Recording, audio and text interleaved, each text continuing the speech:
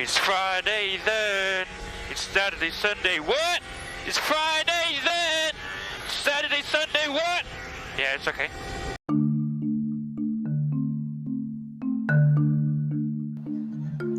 What's up? This is Jeff. Welcome to Jeff's podcast. Today, we're talking about Shinichi Fukuda's My Dress Up Darling. And before the start of the topic, I would like to shout out to Crunchyroll for this episode. Crunchyroll is an online anime streaming service that you can watch more than 1,000 anime titles on any device, whether if it's on the PC and television, and on the go, such as laptop, mobile phone, and tablet. Plus, you can watch simulcast anime titles on both Japanese and English dub, classic anime titles, Crunchyroll originals, and more. Sign up for a free 14-day trial at crunchyroll.com. Let's talk about My Dress Up Darling or Sonobiske Dolwa Koiro's Room. And I already watched the first 5 episodes of the animated series, which really is a good story for the winter 2022 anime season. This show is definitely one of my picks for the season, and the show is about cosplay. There are plenty of talented cosplayers who want to show their moves, ranging from Alodia Gosenfiao from the Philippines, Yaya Han from the US, and Akase Akari from Japan. For those who know Akase Akari, she's a Japanese cosplayer and a singer who performed the ending theme song Where Does Love Go or Koi no Yukue, where the music video has reached 2.6 million views on YouTube. But I'll expect she is going to reach 3 million views by February, which is this month. If you want to know more about Unlimited Cloverworks podcast episode, it's on episode 109 on my YouTube video, and you can listen to it on Spotify, which is on the Jeff's podcast. My Dress Up Darling, published in Square Enix's Young Dungan magazine in January 2018, releases 8 book volumes, centers on a first-year high school student Wakana Gojo who dreams of becoming a Hina doll craftsman. He has low self-esteem and is reclusive due to a bitter memory of being criticized by his childhood friend who thought a boy should not be playing with girl dolls. In his first semester, he encounters Marin Kitagawa, a popular classmate who has an extroverted personality and is in the same class as Wakana. She is quite energetic and proactive, but clumsy with details and is not particularly skillful in handiworks. She saw Gojo making doll costumes in the school's clothing room. Marin wanted to cosplay for a while and has observed Wakana's skill in sewing, asking him to create the costume of a character from a video game that she adores. These two characters are forming a relationship, and the chemistry between these characters enhance the comedic moments. Gojo is making a costume, while Marin is preparing for getting a cosplay. One of the moments for this show is episodes 1 to 5, so this is a spoiler warning if you watch the anime or read the manga, but it is a summary. From episodes 1 to 4, it's a rough start on making a cosplay. It turns out into a disastrous result of making cosplay for Marin, so Wakana is checking Marin's costume if it's improving or not. If it's not, it's back to square one for Marin, so Wakana can do it on making a costume. Let's start the basics on making a costume. According to WikiHow, the first do on the list is choosing a character. Whether it's an anime, video game, comic books, movies, it's your choice on choosing a character. Come up with a broad selection of characters, drawing inspiration from many different forms of media. Here's a tip.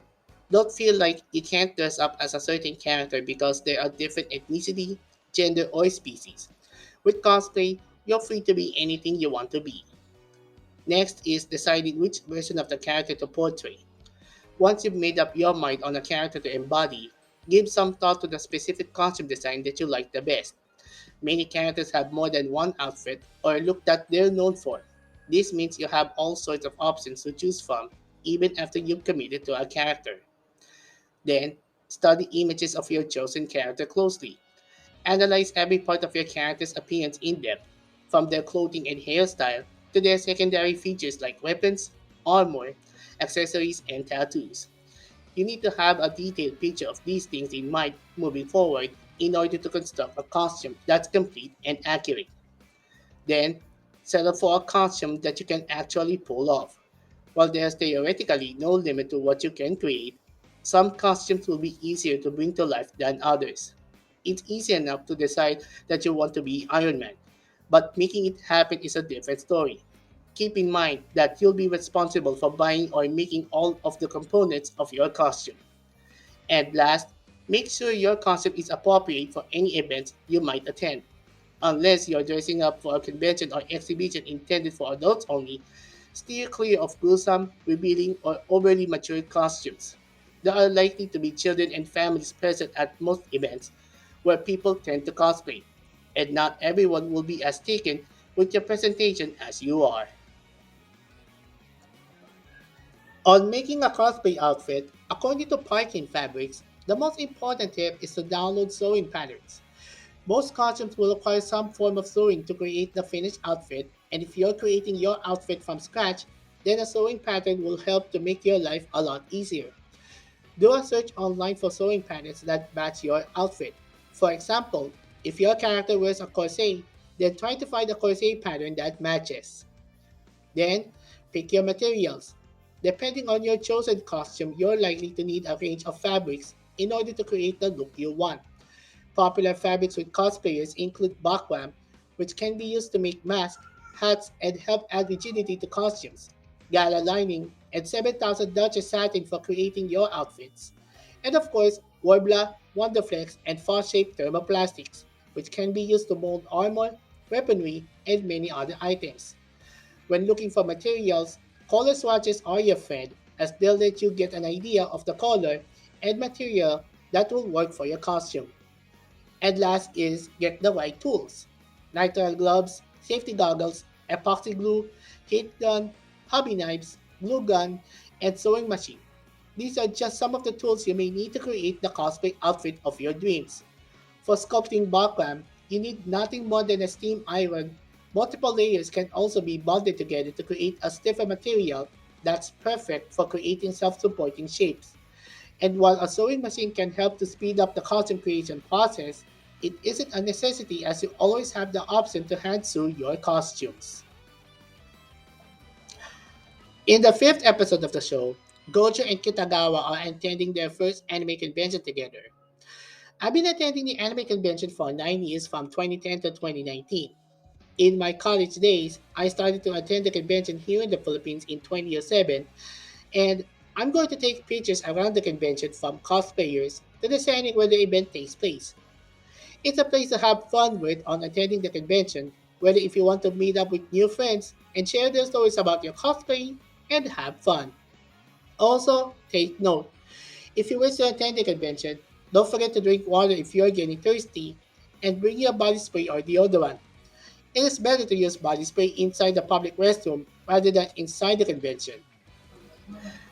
Before the episode wrap up, there are some interesting facts about Ningyo dolls as seen in the anime, and doll maker of the Suzuki Ningyo shop, Mr. Yoshiaki Suzuki, spoke to Yosu News about the craze from the anime.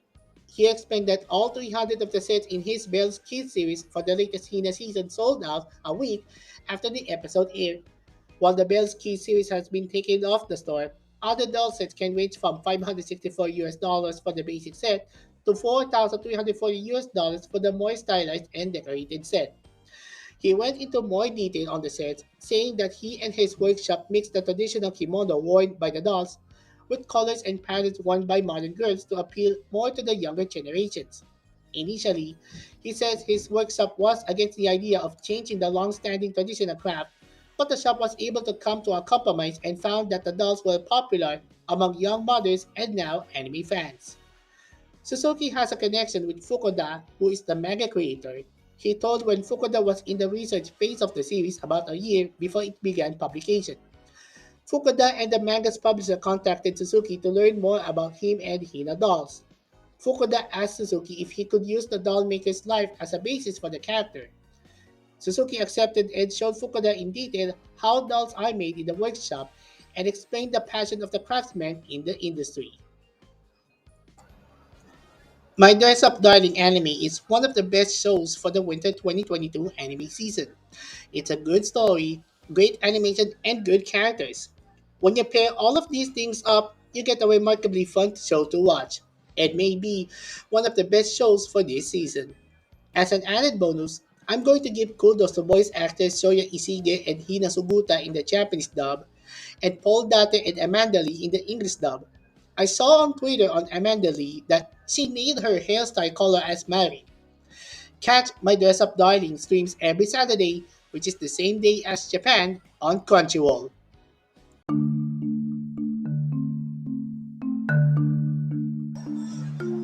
I would like to shout out to Crunchyroll for this episode.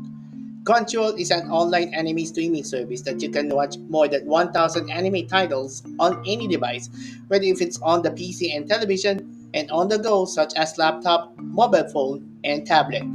Plus, you can watch simulcast anime titles on both Japanese and English dub, classic anime titles, Crunchyroll originals, and more. Sign up for a free 14-day trial at crunchyroll.com. If you have comments or suggestions, let us know in the comments.